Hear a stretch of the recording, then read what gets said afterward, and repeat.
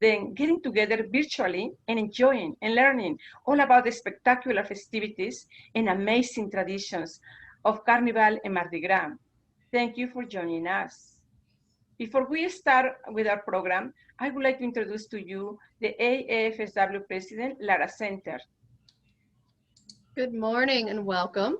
My name is Laura Center, and I am the president of the Associates of the American Foreign Service Worldwide, also known as American Foreign Affairs Community. We were established in 1960, and we offer all sorts of programs, such as the one you'll see today, as well as scholarships and awards, and we provide a lot of advocacy outlets for our members. If you're interested in our organization, please check out our website at aafsw.org.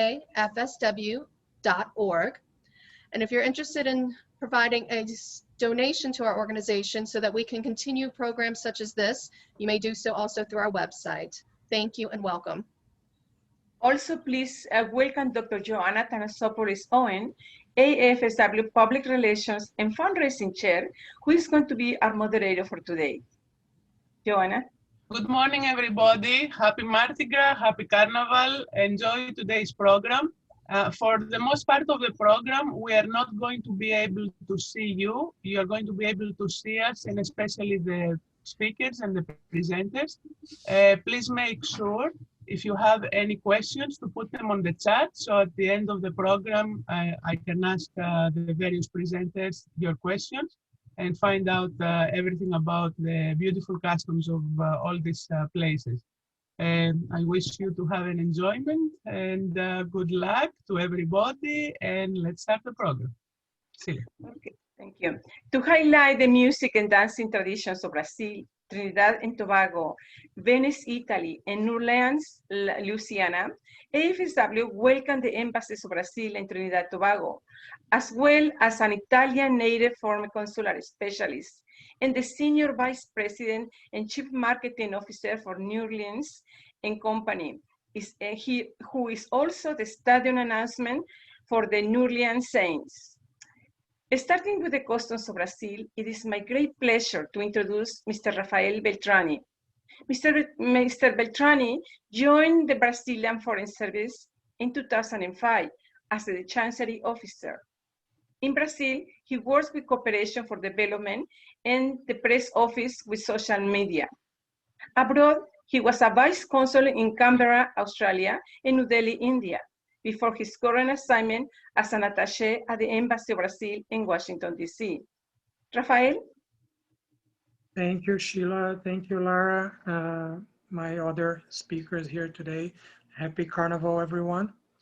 So very briefly, I would like to start, and I will speak today about a little bit about the origins of Carnival in Brazil, as well as more specifically about 4 different types of celebrations that you can find in Brazil. 3 of them during Carnival proper, and one of them that is held in the Amazon region, but it's done in June. But it's also very celebratory and has a lot of influence from Carnival, let's say the more traditional Carnival as we know it. So Carnival in Brazil began properly in the second half of the 18th century, so it's not a very long tradition, and brought basically by Portuguese immigrants from, especially from the islands, the Azores, Madeira, and Cape Verde, which moved to Brazil and introduced this form of celebration called intrudo, which derives from Latin and means an opening, which means it sort of refers to the whole pre-Lent period, but mostly applies to these last days before Lent begins. So it was a street party.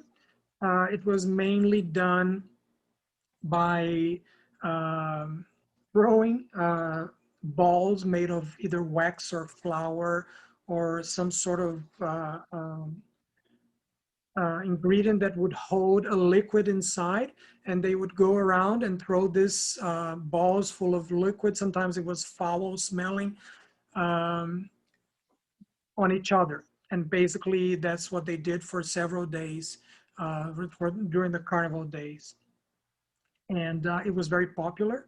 It was mostly popular within the more lower classes, and including slaves, which sometimes were allowed by their masters to leave, let's say, and to go party. But this also created lots of problems in the city. So this practice at one point was outlawed by several local governments. But so from this party and or within at the same time, let's say the higher classes would hold masked balls in a more European tradition. And so this was happening during the 18th, like I said, 19th century. And it wasn't until the 20th century that the more recognizable forms of Carnival that we see today began or were adopted.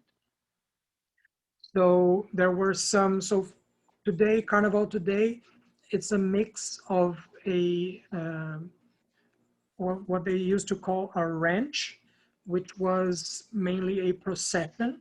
It was inspired by religious processions in the sense that people walked along the streets, and but instead of having a religious connotation, it had a more festive connotation. So they would play songs, they would dance, and so slowly this evolved into the more traditional street parties and carnival parades that we see today. And I will give some more detail later.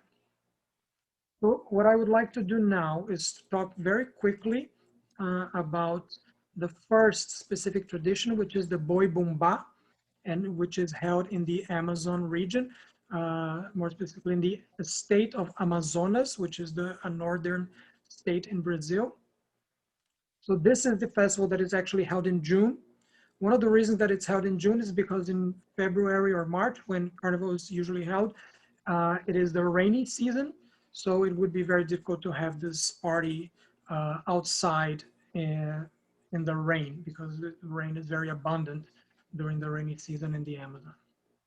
And it is based on a local folklore legend about a pregnant slave woman who wanted to eat beef tongue very much.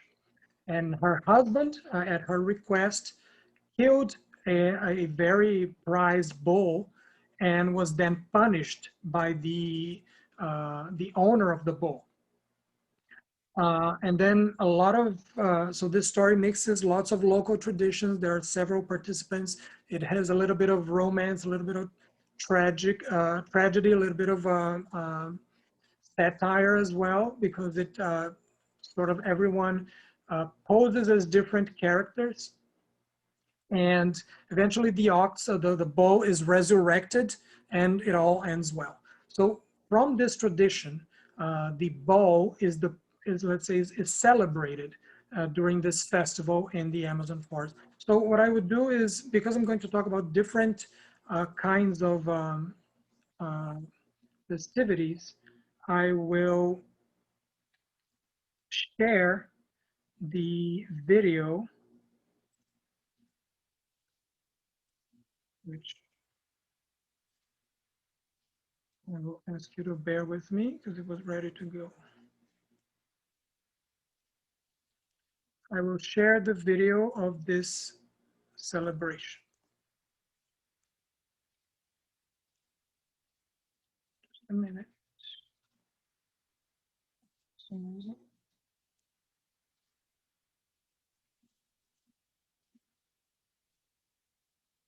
Okay.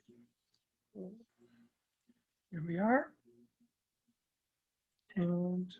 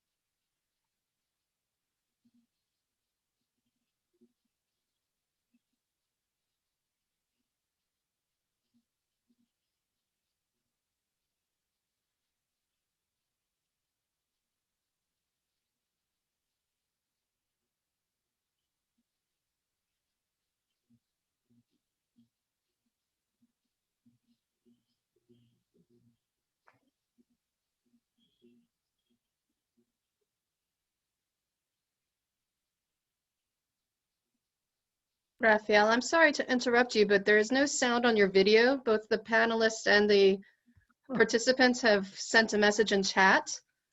Okay. So there is a technical issue.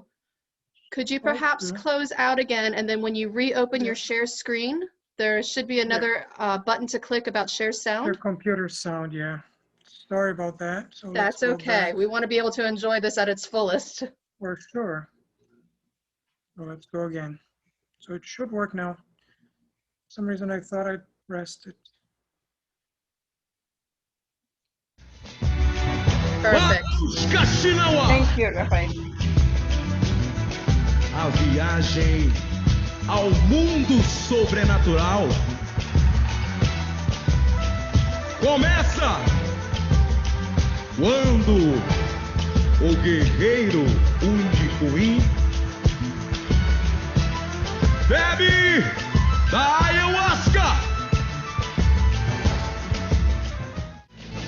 Se quiseres passar por aqui, lutarás nos 7 sepulcros da selva, fantasmagórica. Mariposa gravante cobre teu corpo, na busca pelo mundo do cipó.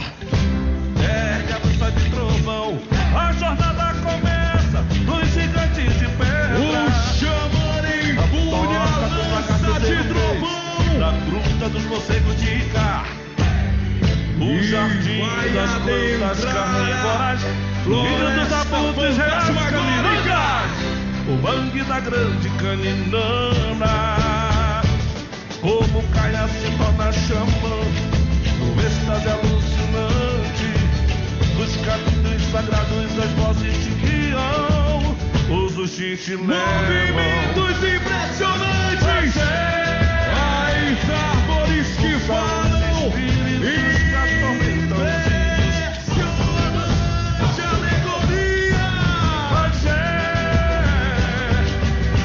Os espíritos que atormentam os índios. Mas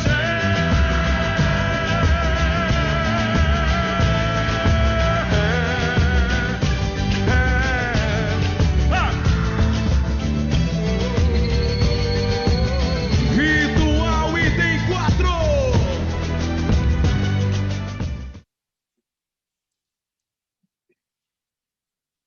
So, I mean, as you can see, it draws heavily on the local indigenous tales, and it's basically, it's very interesting. It's nowadays, it's a competition just between 2 groups, and they can be easily identified by their, let's say, group color. So one is blue and one is red. And it's such a fierce competition that even Coke, when they sell their bottles during the period, they said they make blue Coke bottles just to be, let's say, on the safe side and please all the different people who cheer for one or the other side.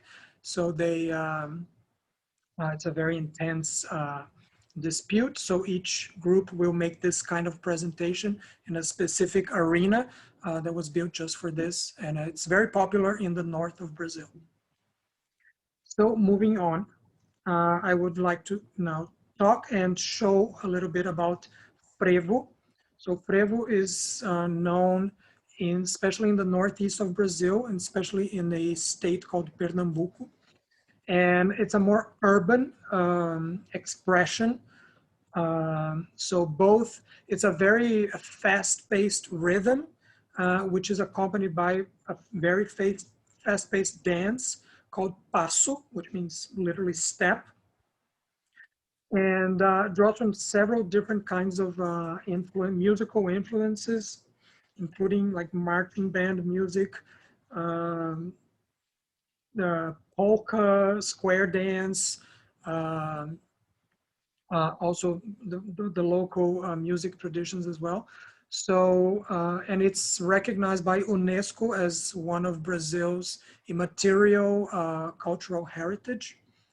And it's also, the dance is based on the capoeira, which is used to be a form of the defense used by slaves in Brazil, or created by, developed by the slaves. So there, it's very elaborate, the dance, and so I would like to share that with you now. Hopefully there is sound. Here we go.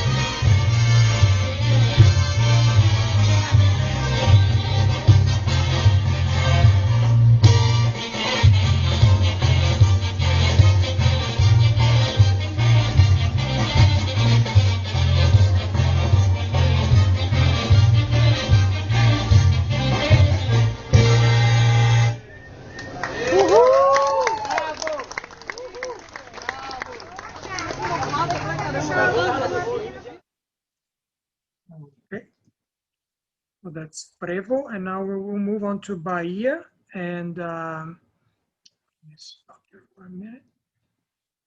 So in Bahia, I will actually talk about axé, which is a form also of expression that it's not only about music, but it's about a more encompassing cultural tradition.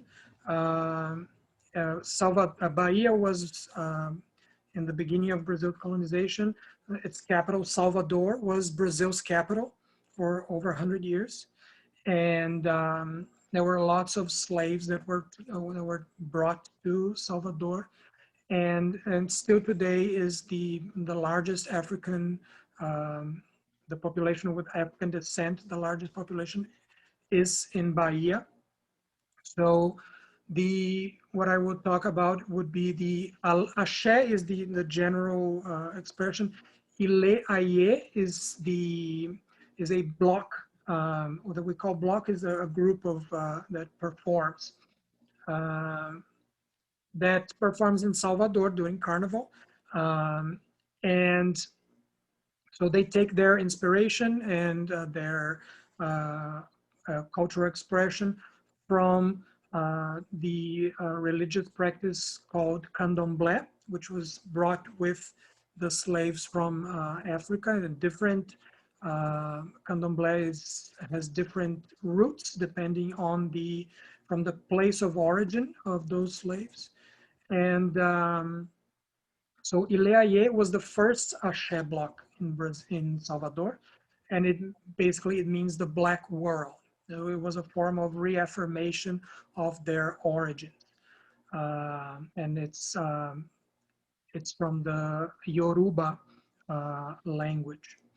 So, and axé also means soul. It can mean a light or a spirit or a good vibration. It's very common while you are in Bahia, you hear people wishing you axé. wishing you good vibrations. So this, and I will start the video. So it started in the 60s and 70s, and it became, now it gave rise to other groups as well. And now it's a very prevalent part of Carnival in Salvador.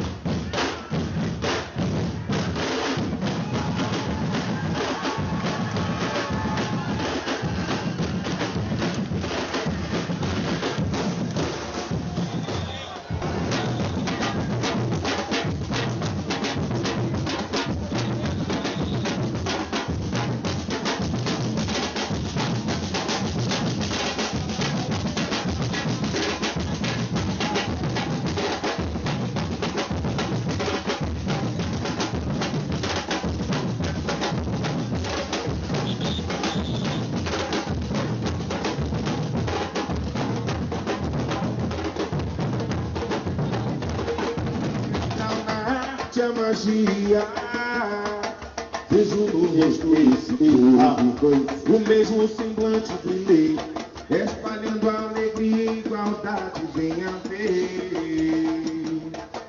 O nosso recôncavo é afro, aqui todo mundo é rei. Tem capoeira no samba, tem roda, tem masculino, defesa da nossa fé. O nosso recôncavo é afro, nas veias tem sangue de mim, hoje tem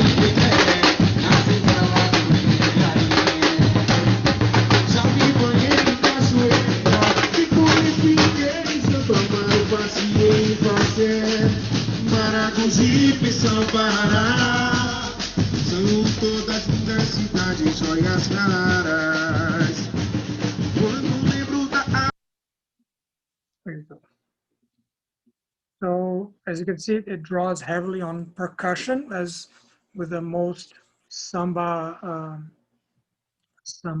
or carnival-based music, but in Bahia is very heavily percussion-based. And so I will stop again.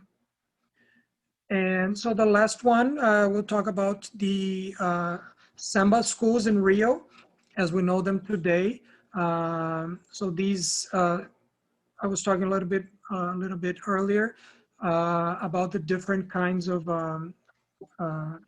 traditions that existed in Brazil. Rio, as the capital of Brazil until the 1960s,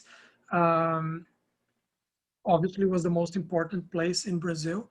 So the traditions there also got the most attention.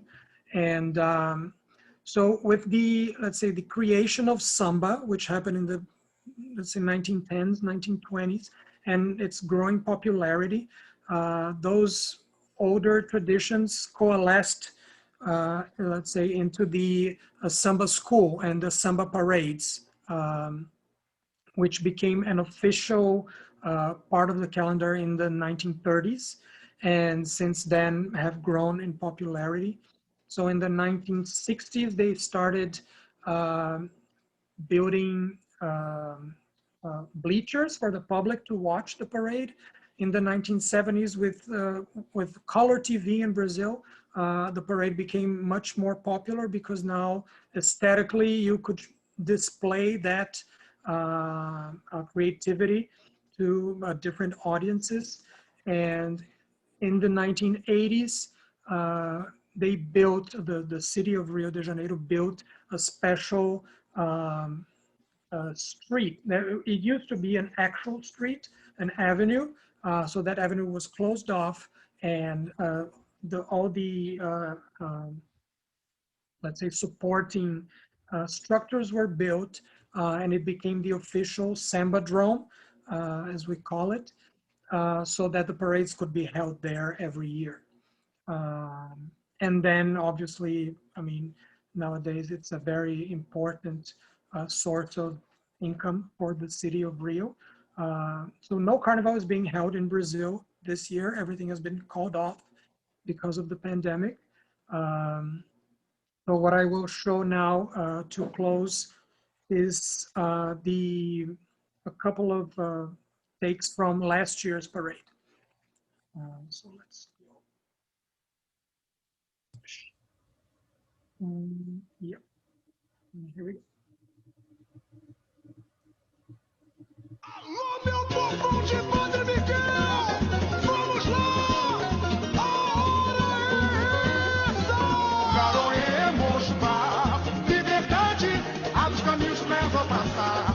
Salve a mocidade, essa nega tem poder. É luz que clareia, é samba que corre na veia. Garoemos mar, liberdade, abre os caminhos leva a passar.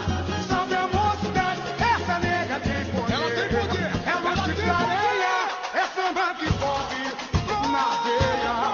Lá vai menina, lata d'água na cabeça. Sem ser a dor que esse mundo é todo seu. Onde a água santa foi saliva pra curar toda a ferida que a história escreveu. É sua voz que amordaça a opressão e embala o ritmão. Para a preta não chorar, para a preta não chorar. Se a vida é uma aquarela, pinte a cor mais bela, meus copos radiando. É hora de acender no peito a inspiração. Sei que é preciso lutar, mas a paixão, a canção, a gente tem que encontrar. Na lama nasce o amor, quebrar as agulhas que vestem a dor. É hora de acender no peito a inspiração. Sei que é preciso lutar, mas a paixão, a canção, a gente tem que encontrar. Na lama nasce o amor, quebrar as agulhas que vestem a dor. Brasil, enfrenta o mal que te consome. Os filhos do planeta fome não percam a esperança em seu cantar. Ó nega. O samba do compasso é mutirão de amor. Dignidade não é luxo nem favor. A minha felicidade mora nesse lugar. Eu sou favela. O samba do compasso é mutirão de amor. Dignidade não é luxo nem favor. O sonho nasce em minha alma, vai tomando peito e ganhando jeito, se eternizando, traduzido em forma, o mais imperfeito, perfeição se torna. Lá no meu quintal eu vou fazer um alô, da boita pera, feita em palha e sangue, e uma capela que a candeia iluminou. A lua cheia vem, é lindo anoitecer, vai, eu morro de saudade, todo mundo um dia sonha ter seu cantinho na cidade. Vem, é lindo anoitecer, vai, eu morro de saudade, todo mundo um dia sonha ter seu cantinho na cidade. Como é linda a vista lá do meu luzes na colina, meu arranha-céu, linhas do arquiteto, a vida é construção, do vazio concreto, brilha de... So that's it. Obviously, just a second here. There. And this is just a brief overview. Obviously, there would be a lot more to go into for each specific kind of form of expression here, but I hope you enjoyed it. Thank you very much. This was Thank a you, wonderful Rafael. presentation. Thank you very much to Rafael Beltrame from the Embassy of Brazil for this amazing presentation. We all wish we were there, Yes. dancing to the beautiful rhythm and the beautiful music. Now we're going to have Joan Brammer, who is the Public Affairs and Cultural Attaché at the Embassy of the Republic of Trinidad and Tobago in Washington, D.C. In this role, she leads the cultural promotion, diaspora engagement, and passionately works to assist in addressing issues brought to her by Tribiganonians. I hope I pronounced this well. It's a combination of Trinidad and Tobago, living in the United States. Service to the country has always held a special place in Joan's life. 34-year career as a flight attendant with a national airline, and the 10 years she served as manager of protocol at the Piarco International Airport. Joan is passionate about spreading the culture of Trinidad and Tobago around the world and loves the national instrument, the steel band, which she has been playing for many years. She is also a fierce advocate for youth in Trinidad and Tobago, as well as here in Washington metropolitan area. Since coming to Washington, D.C., she has been privileged to work with students across the area, most notably through the Embassy Adoption Program, a public-private partnership between Washington, D.C. public schools and the Washington Performing Arts. Married for 43 years, she is the proud mother of 2 children.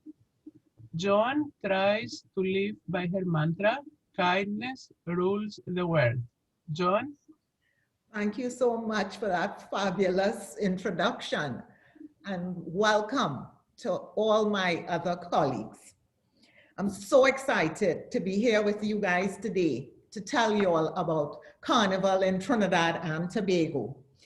Well, Carnival started around the 18th century. It was brought to Trinidad and Tobago by the French Catholic planters.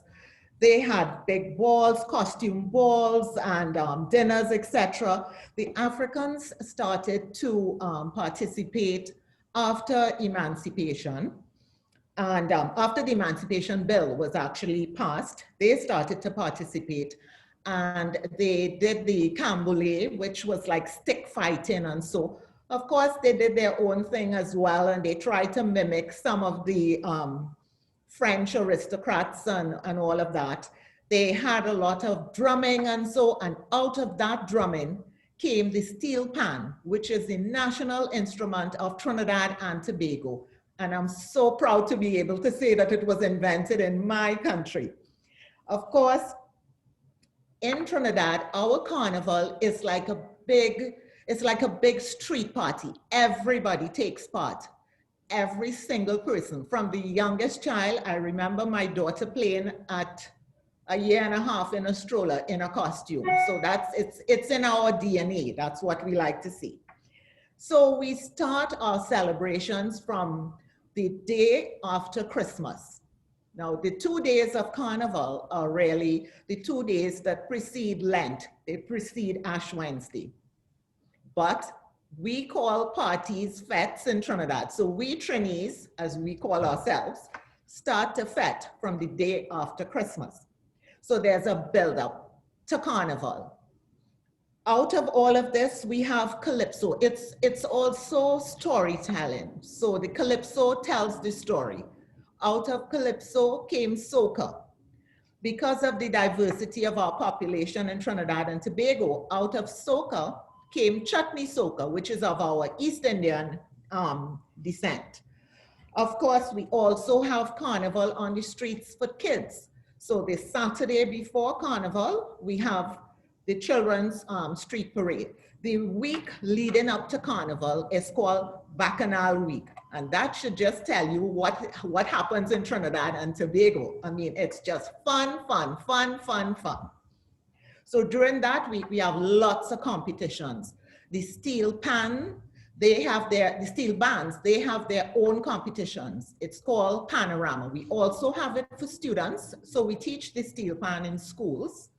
So there's a special competition for the children first, but the adults have their own competition, and it's fierce rivalry among all the pan players. Trust me, I did it twice, and it's like nothing you could ever experience. Unless you can play the pan, oh my God, it's wonderful. We also have the Calypso Monarch competition. That's more traditional. Then we have the soca, which is of course our dance music. And then the actual, from the Friday before Carnival, we don't sleep. So if you come into Carnival in Trinidad and Tobago, take your vitamins before you get there because you're not going to sleep. We have parties that we call breakfast parties that start at 3 a.m. in the morning and they end like 10 o'clock. Then, I mean, you just literally try to sleep maybe 1 hour if you can get 1 hour. And the food, well, of course, the food is also reflective of the diversity of the population. So you can have every imaginable kind of street food happening over Carnival. Also, the parade of the bands. Well, prior to the parade of the bands, we have Juve, which starts the Monday morning at 4 a.m. We call it Old Mass. So people they rub themselves down with chocolate and they pick up things that happen in the society. They have signs, you know, just it's storytelling. Everything is storytelling. And the Monday Mass is where we say we free up ourselves. So we don't wear the full costumes. We wear parts of the costumes on a Monday. So some bands actually design costumes just for Monday. Some people actually only wear costumes that they make part of their costumes on a Monday. On a Tuesday, people wear the full costumes, and that's when you get to see the, oh my God, the wonderful artistry of the people of Trinidad and Tobago. And you can choose a band. There are bands that happen for younger people. There are bands that happen for older people. Oh my gosh, the sky is the limit. It's the biggest street party that you can ever experience. I'm going to show you a video, and the video tells you everything about Carnival. So, ladies and gentlemen, what can I say? Welcome to the home of Calypso, soca, chutney soca, steel band music, and the best and biggest street party in the world. Welcome to Carnival in Trinidad and Tobago. Here we go.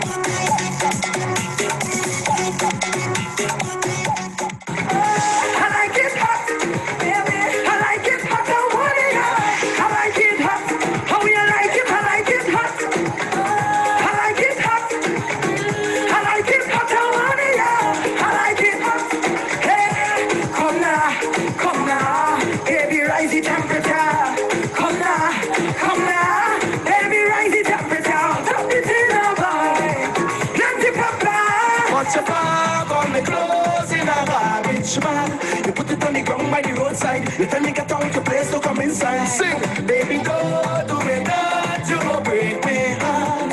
Can't believe you're ready to give up on me just so. And if you want me to go, you can't be looking the way you do. You can't be cooking the way you do. You can't be looking the. If you want me to go, you can't be looking the way you do. You can't be walking the way you do. Because you what you know. You're missing people home, you jump on a plane. Heading from New York straight to border Spain. As you reach about halfway, what if I say? If you get some paperwork, so hey! Jump up, somebody tell me.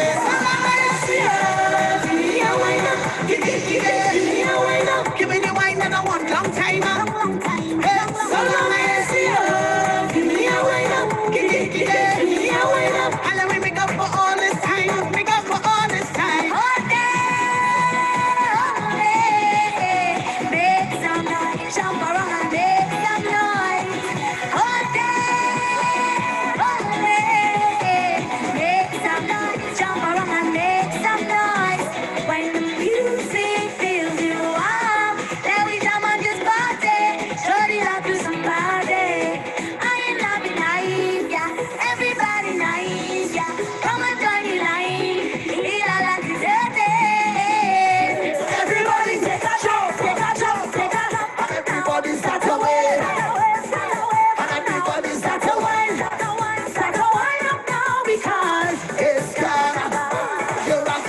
air. In the air, in the air. Stop your foot them on the ground, on the ground, on the ground. Let me see you jump around, jump around, jump around. Let them know we coming.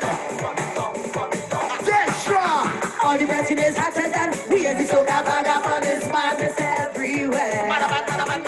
Marination on daddy sun. This is how we guys all come one and jump up in the air. Put your hand in the air, hand in the air. 1, 2, 3. Banana, those trees are banana. Banana, those trees are banana. Look at trees in the mango, and they're buying nothing. Banana, those trees are banana. Banana. Put up your hand in the air, yes. Put up your hand in the air. Put up your hand in the air.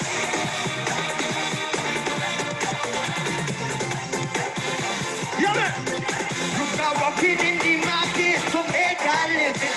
But you're feeling and you're squeezing and you're buying nothing. Look out walking in the market to make a living. But you're feeling and you're squeezing and you're buying nothing. And everybody sing. Boy, come on, walk up, let me, walk up, let me, walk up, let me. You want me, walk up, let me, walk up, let me. Only Mr. Nutella, this girl she popular. She known from all over. She come from India, but she is my sister, my one only sister. If you come in over, come and meet me by the bar.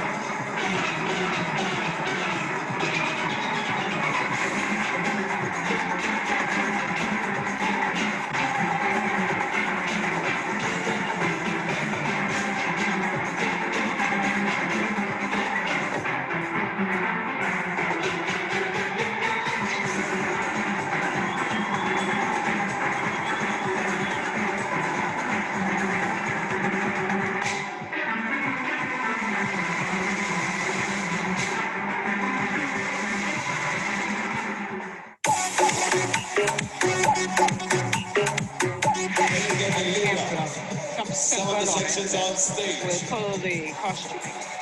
Candy canes and that the wheel, the color wheel that has given you that sweet something that you can taste. Yes.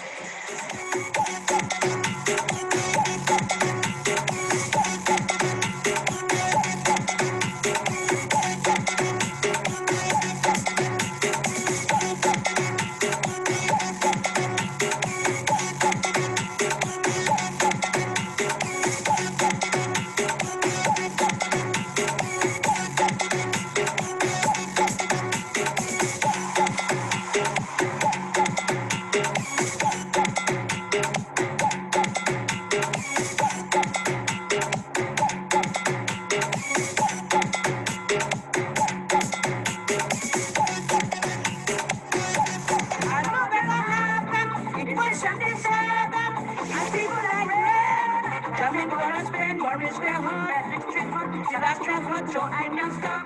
Hey, I'm going down San Fernando, the flavor ready tempo, and the feel of the sun coming sweet. We got joy San Fernando, right up the street, so give me more tempo. Why are we here? Why are we here? Is it only to hate and denigrate, pull down each other and say, why are we here? Why are we here? Love divided multiplies. It's so much better to share.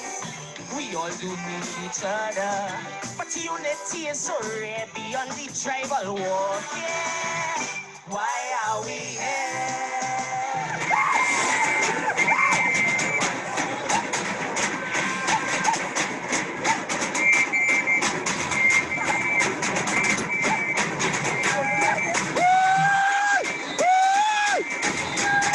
It's very spiritual, the way they play that mass. They even tune the biscuit tins, and a lot of people don't realize that it's an extension, if you like, of the steel band, but the biscuit tins, which is where the steel band originally came from, are tuned. The Paramin Blue Devil tradition is an agricultural secret society that exists at the edge of the village, whose job is to circle the entire village, remove all the bad karma, and go and bury it so they can do no harm and prepare the way for the next crop cycle.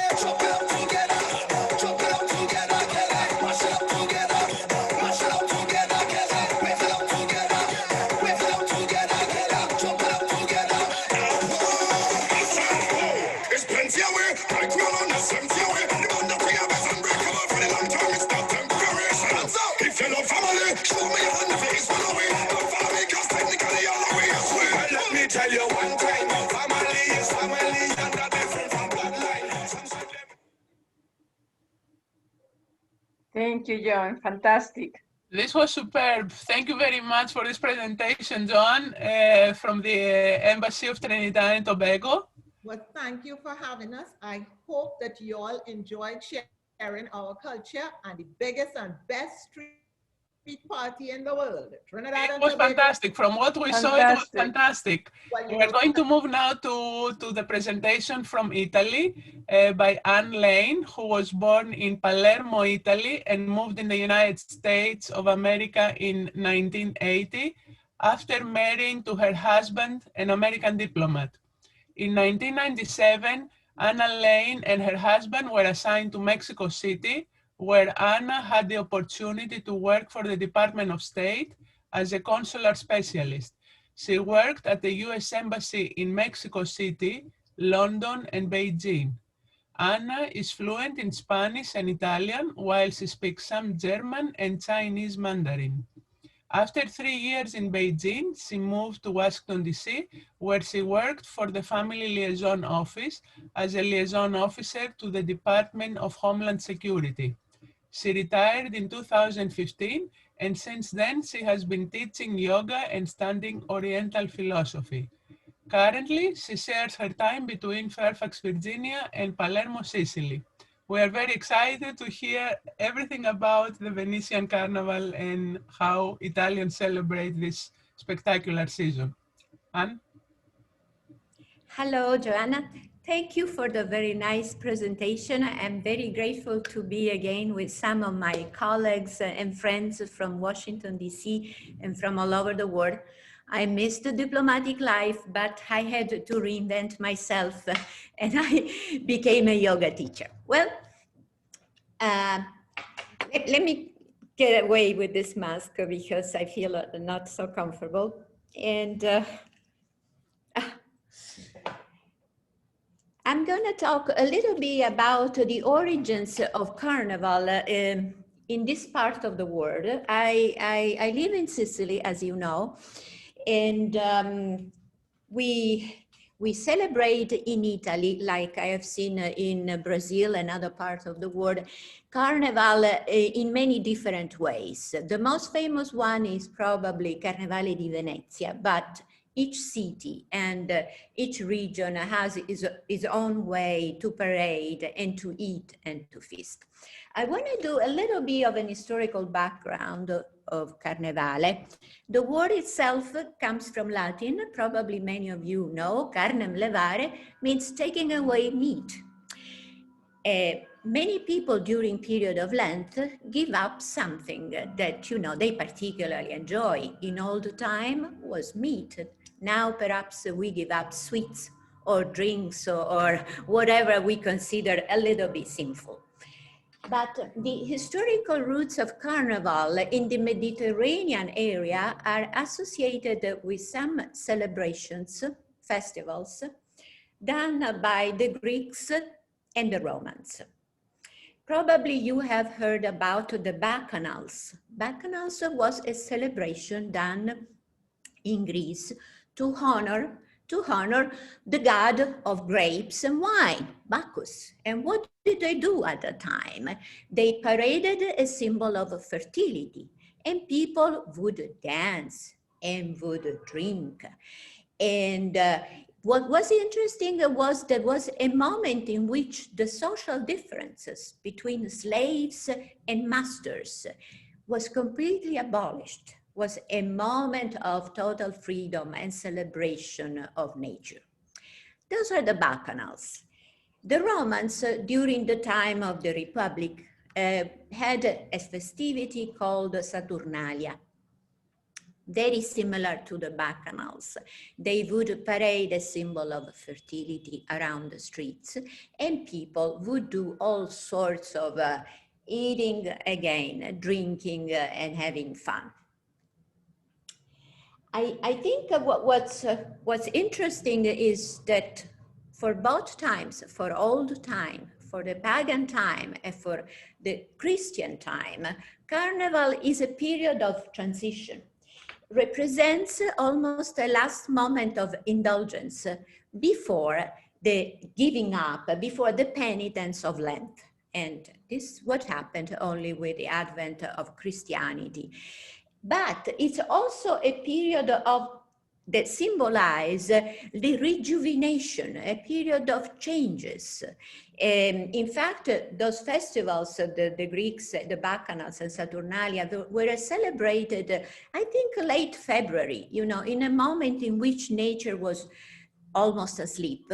And so they would celebrate the rebirth of the heart and fertility in the spring, as many Christians and Catholics celebrate now the rebirth of soul with the advent of Easter. So the connection between the two traditions are quite strong.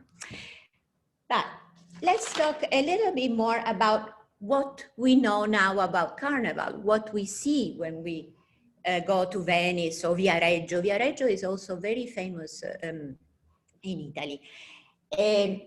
this type of celebration started during the early year of Renaissance.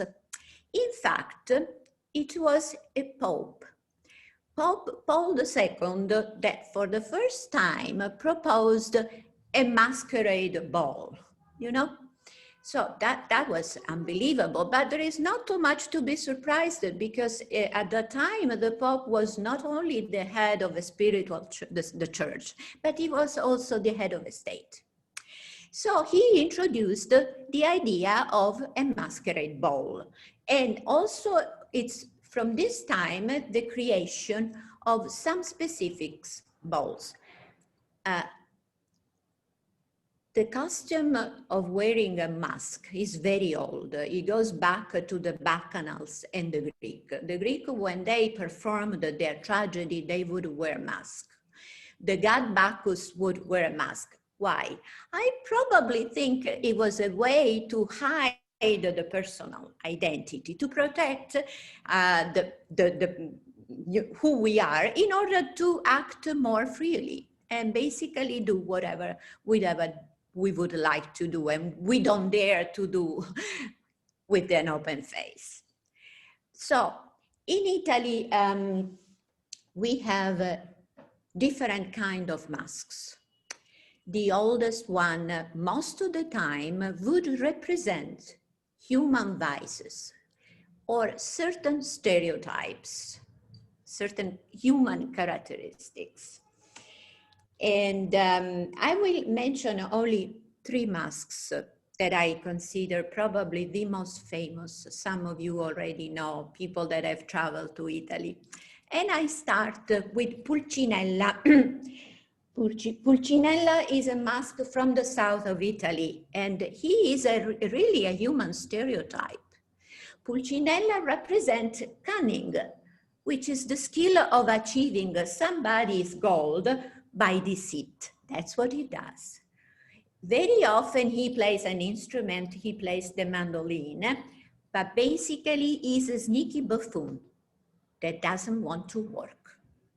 Pulcinella will find any way to avoid working, even way of seducing people, being charming to the people and playing the serenade. It's a bit of a stereotype of thinking of Italian eating the spaghetti and playing the mandolin, probably comes from Pulcinella, I don't know. But also metaphorically, this mask represents really the conditions of the lower class in the city of Naples. The other mask that I would like to present is called Arlecchino. Arlequin, in English, I don't know how to say, but Arlecchino was created in the north of Italy, in the city of Bergamo, not too far from Milano. What does he represent? First of all, he wears a multicolored dress, probably to express its multifaceted personality. He is a servant, but he likes to be like a slavish, submissive servant, and is not loyal to his master. In fact, traditionally, Arlecchino, he has two masters to serve. What is his characteristic? And he represents vanity, you know, and he is also very keen to be dishonest, I would say, in a pleasant way. Arlecchino became also a character in many comedy of the Renaissance time. I don't know if you ever heard of Carlo Goldoni. He was a writer of comedy from Venezia, and he makes Arlecchino the main character in many of his comedy. One characteristic that he has, Arlecchino doesn't talk, he sings. He sings. That I don't know why they make him sing, probably to show that he's light-headed or not trustworthy. But so he represents vanity, and he's a bundle of mischief. He doesn't do anything good. because today my video will be about il Carnevale di Venezia, I would spend a little bit more time with the other mask that I want to preserve. Pantaloon, pantaloon. Pantaloon of the needy is called. There is no precise translation of this word. It can be probably translated old fool or something like this. He is a typical Venetian mask, was invented and was created in Venice during the Renaissance time. In that period, the city of Venice was a very rich, wealthy merchant city. So it is said that pantaloon represents the social standing of the merchants. So he is greedy, he likes money, he uses his money to corrupt people, and he is usually an old bachelor or widower. One other characteristic that Pantaloon has, he likes to make inappropriate comments to young ladies. His characteristic is always chasing young women. And some people may say that also Pantaloon represents not only greediness and love for money, but also some peculiar aspects of old age for a certain typology of men. You know, that they like to go after young women to use their money and be charming, and in the reality, you know, they're ugly and nobody cares about them unless they have really money. So I think at this point, I want to start showing you the video about il Carnevale di Venezia, but before I want to tell you just a few more things about this Carnevale. Il Carnevale di Venezia started originally in the year 1162.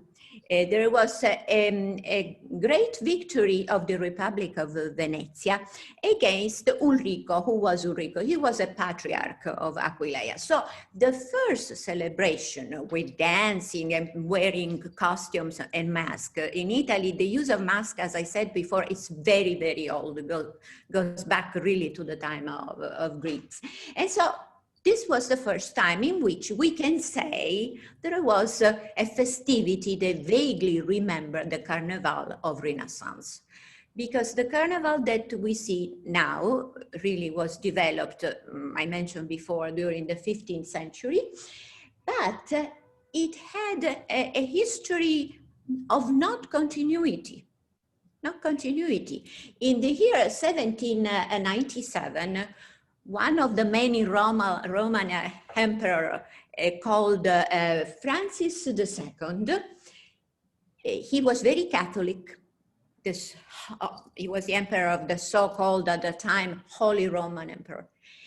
He forbid Carnival in that year. And so for at least 100 years, there was no more Carnival in Venice. It started again in the 19th century, randomly. So to enjoy the Carnival that you will have hopefully the opportunity to see in my video today, we have to go back to the recent year, 1979, when the Italian government decided to invest money, and was a good investment, I have to say, because Carnival attracts an average of 3 million visitors each year in the city of Venezia. So this is the story of Carnevale di Venezia.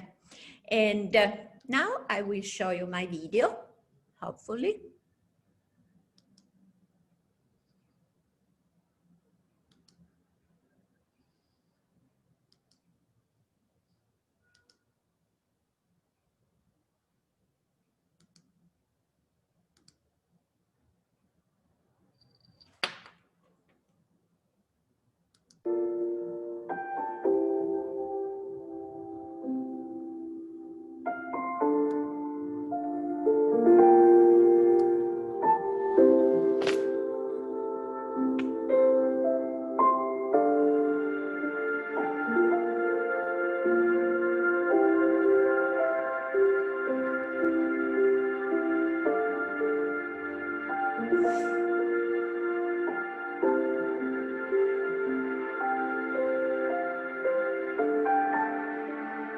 You can see, can you hear me?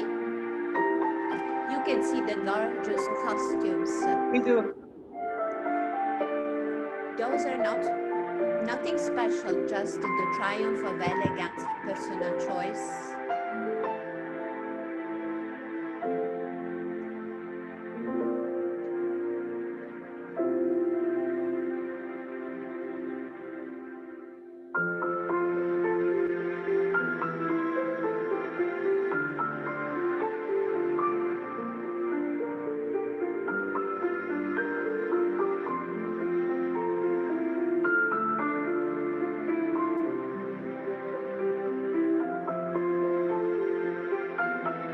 This is the fool.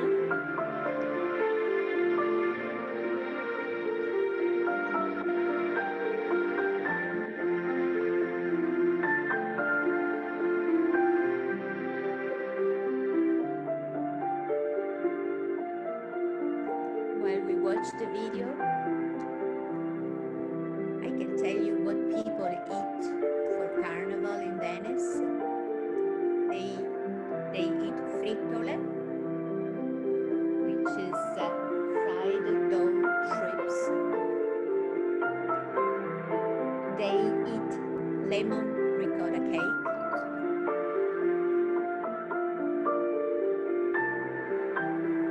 And they eat baked ravioli. The dresses are the triumph of fantasy.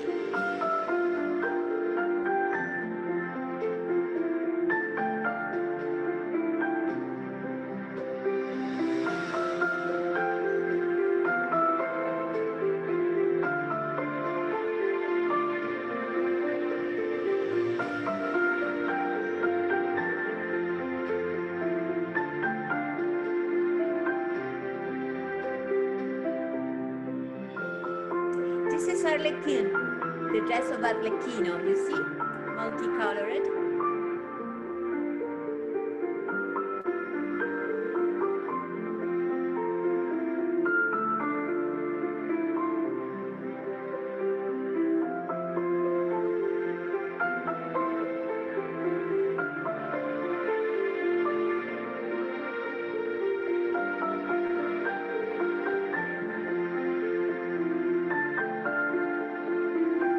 This year there was no carnival due to the pandemic. The city of Venice organized some stream webinars. Pantalone, this can be Pantalone. So it was all online, the festivities, unfortunately.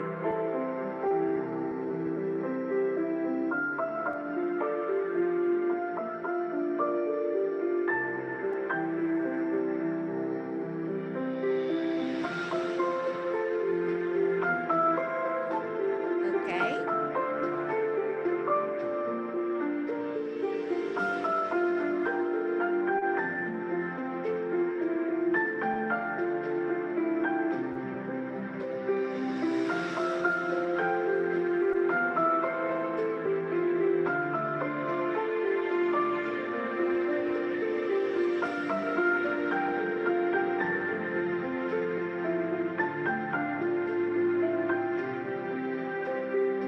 Okay, I think this is enough. We can go back.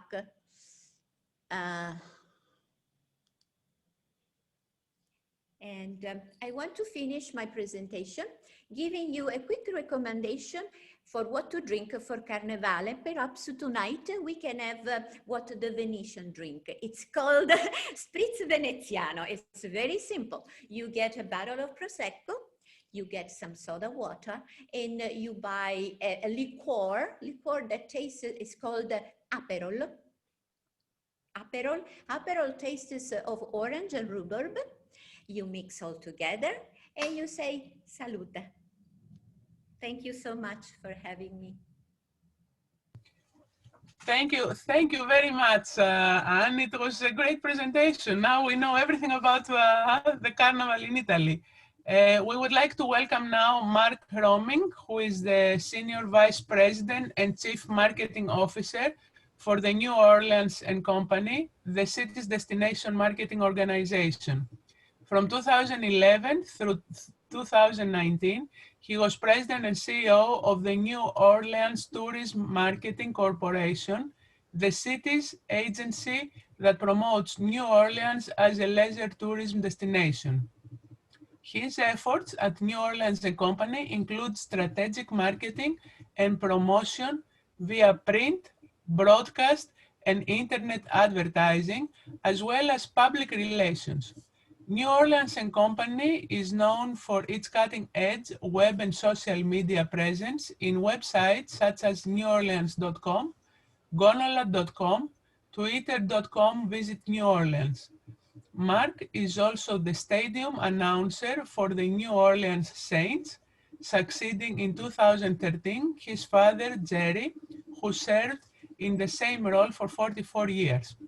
We are back in the United States and ready to hear everything about New Orleans. Mark? Thank you very much. Can y'all hear me? Yes. Yes. And did you see my slide? I want to make sure I'm up and y'all are able to see it. Great. Yeah. Well, it's great to be with all of you from all over the world, coming to you live from New Orleans, Louisiana, where it's very cold here this morning. In fact, I'm sure if we had Mardi Gras here today, people would be bundled up. It went into the teens last night.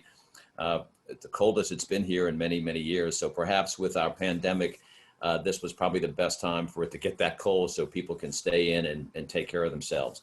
But I will take you through a series of slides that give you a sense of what our Mardi Gras in New Orleans is all about and why we believe it's a very special celebration. You know, it's back in 1699, a French-Canadian colonist arrived near New Orleans at a point called Point du Mardi Gras. That's what he named it because he realized it was the eve of a very popular European holiday. And it was in 1703 when the first Mardi Gras festival in the area was celebrated. In 1704, as we start developing this part of the world, it became more of a way to thank everyone for their health and safety for being here. But it became known as a celebration that would help us begin the Lenten season, which occurs the day after Mardi Gras. Mardi Gras meaning, of course, Fat Tuesday, the end of the Carnival celebration, the day that everyone was to finish all of their enjoying of the foods and drink, and then begin their celebration of, or I should say, the Lenten season, which was less than about celebration and more about prayer. It's a very large part of our economy. The economic impact in New Orleans has grown 66% since 2011, and it typically makes up about 2% of the city's gross domestic product. We normally get about 1.4 million visitors and locals into the area, and I say the greater New Orleans area because really Mardi Gras in New Orleans spreads out all across the state of Louisiana. There are only, 350,000 people that live in the city of New Orleans, but that population expands greatly during the Mardi Gras season. We have 78 organizations alone within New Orleans. These are volunteer organizations that help put on what we know as Mardi Gras. The celebration of Mardi Gras is really modeled after a French celebration of the Boeuf Gras, the fatted bull. As you can see here in this sketch, the bull was paraded through the streets, and it represented the last time that we would eat that meat and enjoy ourselves prior to the Lenten season. And we brought elements of that French celebration to our Mardi Gras in the city of New Orleans. Here's another interesting drawing of a night expression of the Crew of Comus, which was the first parading organization in New Orleans. This goes back to 1867. And there were parties and balls and all sorts of masking, and it was really kind of out of control to a great degree. But it was, again, our joie de vivre down here to celebrate as much as possible. And Mardi Gras Day became crazy. It was people were out of control, and the city's fathers and the authorities didn't really know what to do. But a group of businessmen stood up together and said, we can help organize this. And what became known as the Rex organization, the Rex founders on a short notice came up with an idea to organize and they created the King of Carnival and began the slow progression and march toward many, many more organizations that were volunteer-based and helped put together the very special aspects that we know of as of Mardi Gras. Here's the first king of our first Rex. Rex means king, and so he's known as Rex, King of Carnival.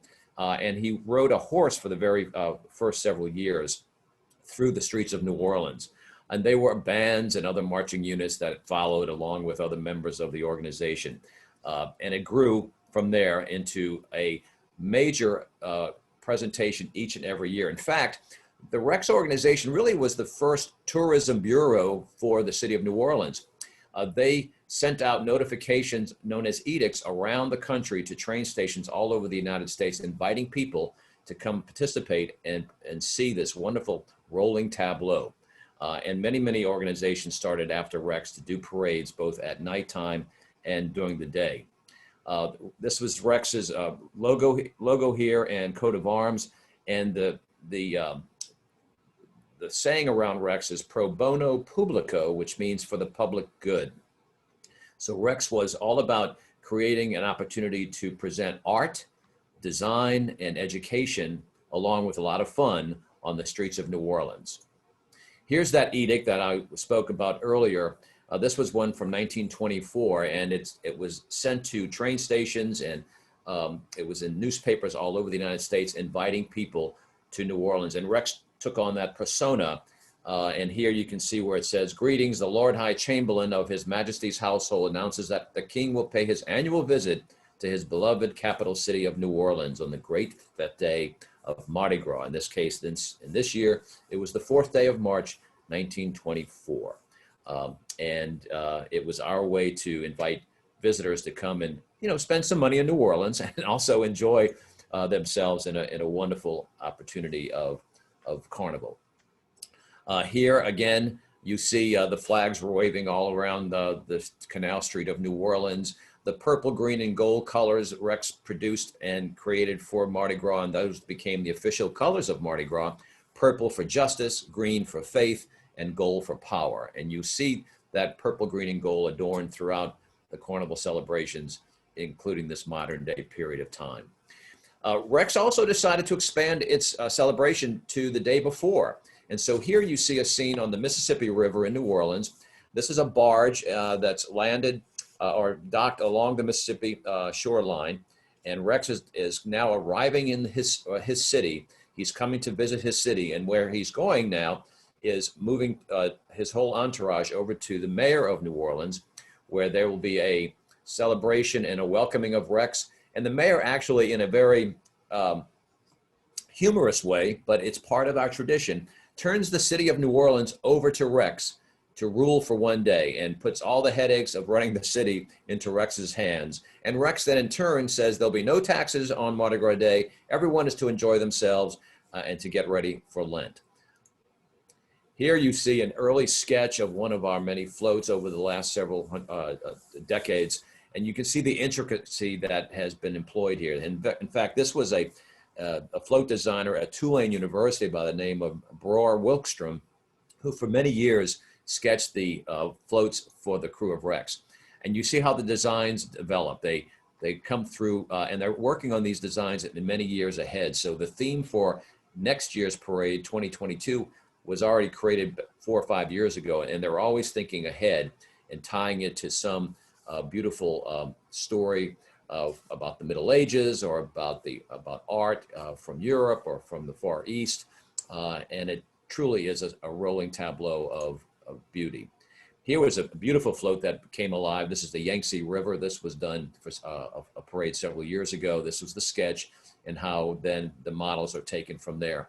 The floats in New Orleans, the original floats were on these chassis with the wagon wheels.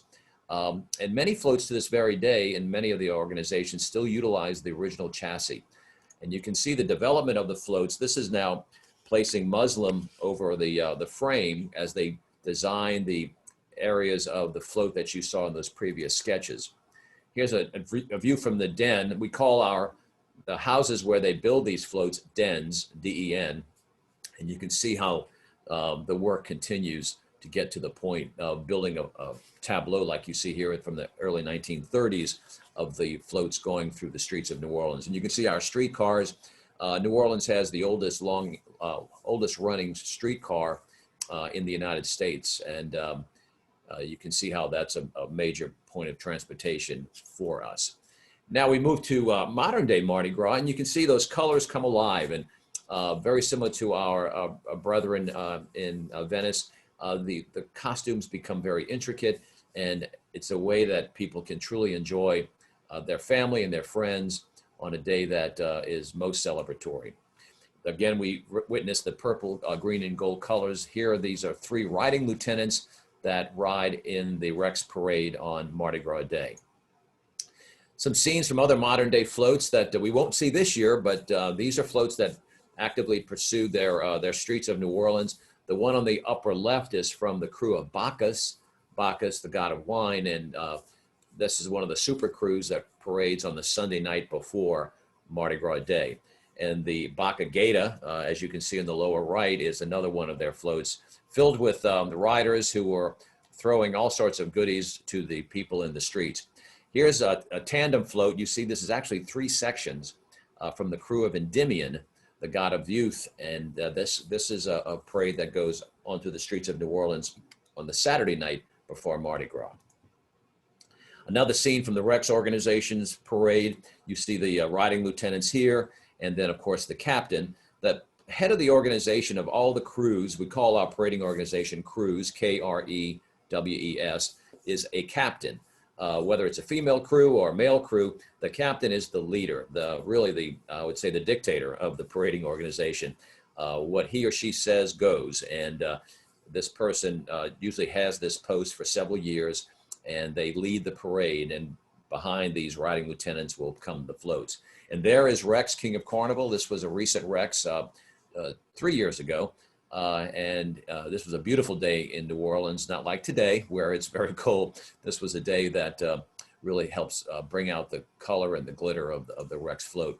And here he is coming to one of the many reviewing stands. In this case, he's coming to the reviewing stand where he is greeting his queen.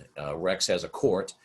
There's a queen and maids and dukes with him. The Boeuf Gras, as I mentioned earlier, that fatted bull, this is an iconic float in the Rex organization. You'll see this one every year. There are 7 iconic floats that reappear each and every year. And after that, the floats take on various themes each year, and those change throughout. But the Boeuf Gras is a very exciting one for children to see as it comes down the street. Again, a little bit more of that intricacy that you see in our parading organizations and the artwork that goes into building just some beautiful rolling tableaus. This was called the Green Man, I believe. I want to make sure I get that right. Yes, this was the Green Man, and this one here, the Red Dove. Again, you can see the beautiful work that's done. These paper mache flowers and the glitter just comes alive. Here's one, the Praying Mantis. This was another one that was on the streets of New Orleans in the Rex organization several years ago. Now, what's unique about New Orleans parades, one of the unique things is that there are throws or trinkets that are thrown from the floats to the crowds, to the children and the adults, and they run the gamut from these doubloons. The Rex organization was the actual first parading organization to create the doubloon. It's a coin, usually with the theme of the parade on one side and the logo of whatever crew threw it on the other side. Plastic cups. New Orleans is famous for its plastic go cups, as you might know, and everyone wants a themed go cup. And then these wonderful beads that for many years we were buying these from Czechoslovakia. They were glass beads, and recently they've been produced all over the world now, and they come in all sorts of shapes and sizes and colors. And here, of course, this is what it's all about. New Orleans Mardi Gras is really a family affair. Sure, we have Bourbon Street, and there's a lot of nightlife and raucous activity going on, but really it's for the kids in many ways. And these kids on ladders line the entire parade route, and they're looking for those goodies coming off the float. This is the view from one of our all-female crews called the Muses, the crew of Muses, named after one of the gods, the like we have Terpsichore and Melpomene. Well, Muses is one of our many parading organizations. And you can see here, they have their rubber ducky floats and they throw the shoe. They adorn shoes with glitter, and that's their prized possession, which the crowds look to get. Another very important prized possession is the Zulu coconut. The Zulu coconut is just truly one of the most coveted throws that come off of a float. And it's part of an organization called the Crew of Zulu, which is the first organized crew for the Black audiences and the Black members of our community. The Mardi Gras Indians, the Mardi Gras Indian culture, which is passed down of history and traditions from elders to young. These are suits that are created each year, very uniquely for each year. They're worn just for those 1 or 2 days around Mardi Gras and what we call Super Sunday, which is a day in March where the various tribes, the Black Mardi Gras Indian tribes, come together. And then they decreate them and they build them back up again. The interesting thing, the Black Indians first appeared in Mardi Gras in the 1880s. This was done by paying respect to their Native American allies and to commemorate their shared oppression.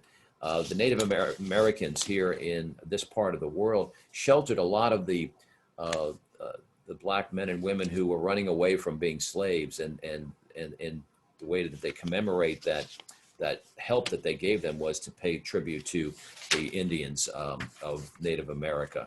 And the Black Mardi Gras Indian culture is so important to our community. New Orleans is built around sharing this culture, and we're very fortunate that we say that the Black Mardi Gras Indians make New Orleans their home base. Just the colors are outstanding, and it is truly something that is one of the traditions that will go on for centuries.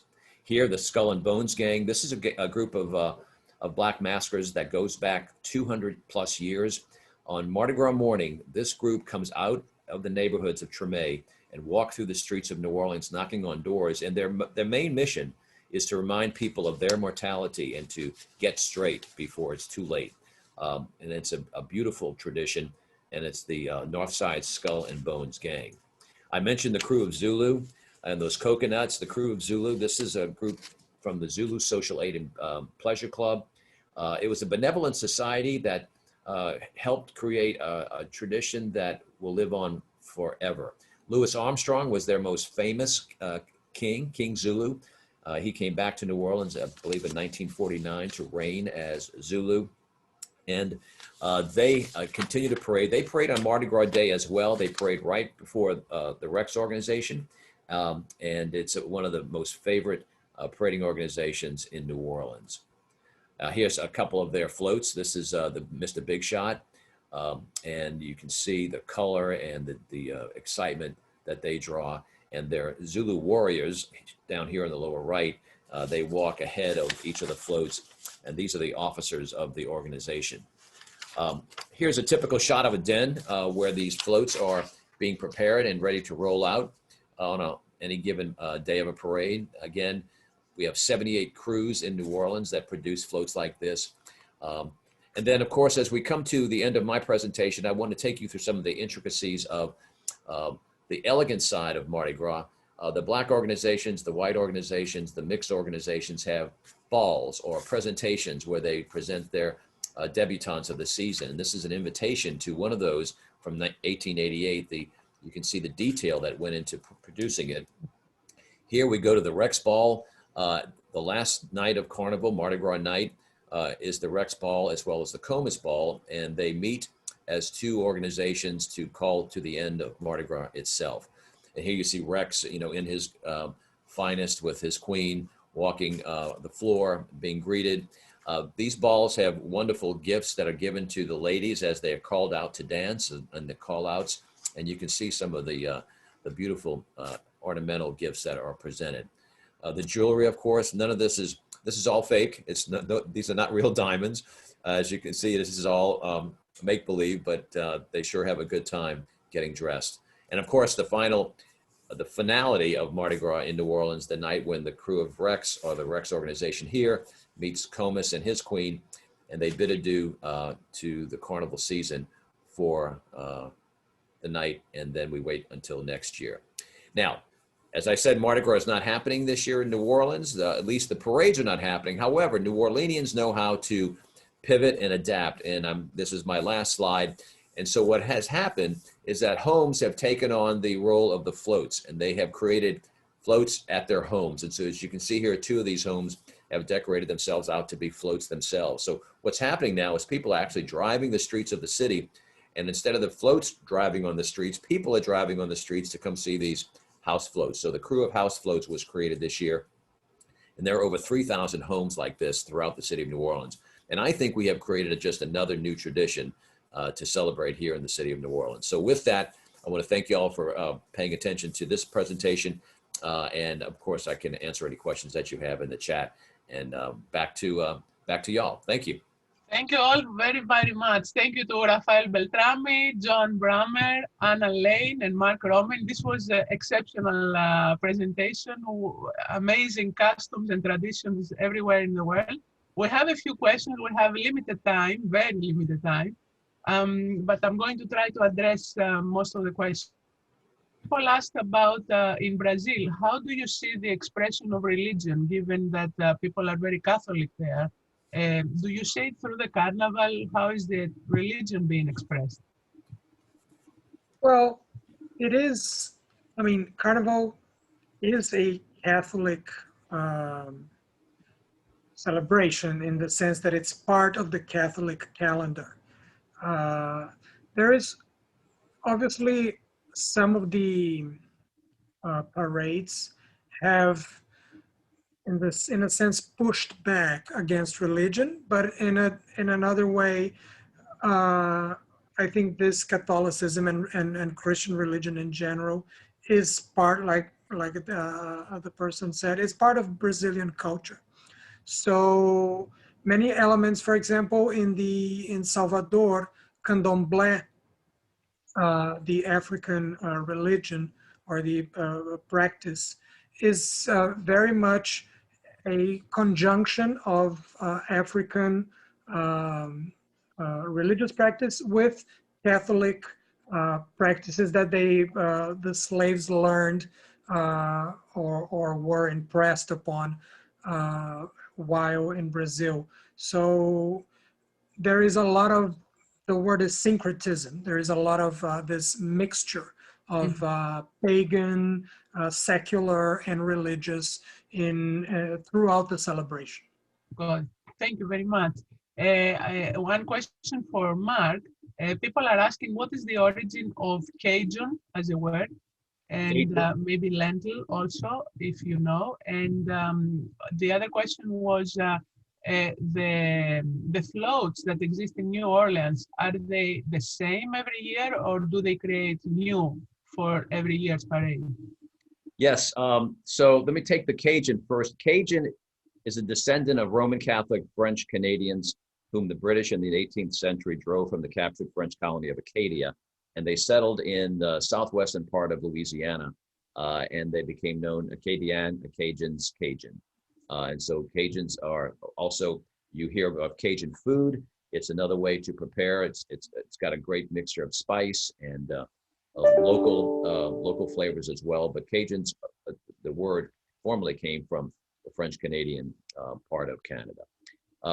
Those floats, for the most part, are seen one time a year on that parade route. When they come back into that den that you saw, they are stripped from all of their props.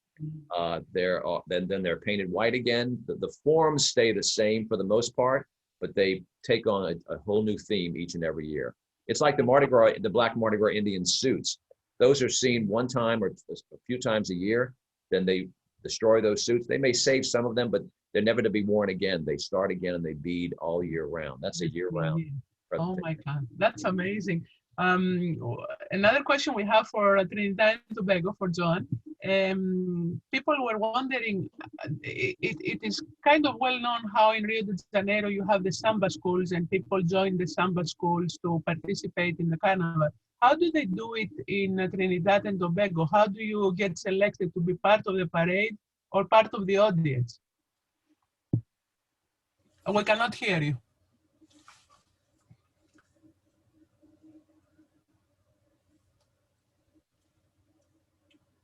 We can still not hear you. Maybe you are still muted.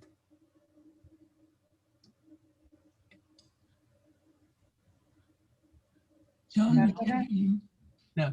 Okay, then until you can maybe try to figure that out, I would like to ask something about Italy. I know that you are now in Palermo, in Italy, and you said that many different cities have different celebrations around. Venice has given it a very romantic appeal to the whole carnival version. In other cities in Italy, do they have a different sense of style regarding the carnival, or they follow the same kind of romantic masks with the counts and the countesses and, you know, the harlequins and all of that? Not necessarily. For example, il Carnevale di Viareggio, it's more similar to what we saw in Trinidad and Tobago. You know, there is more dancing, more expression of very lively. Here in Palermo, in Sicily, where I am from, no, there is not that sense of elegance. Most of the time are those traditional masks like pulcinella or even pantaloon that people choose. It's a moment in which we feel free to criticize people's vanity or attitudes. I think il Carnevale di Venezia is unique in that style of romanticism and elegance.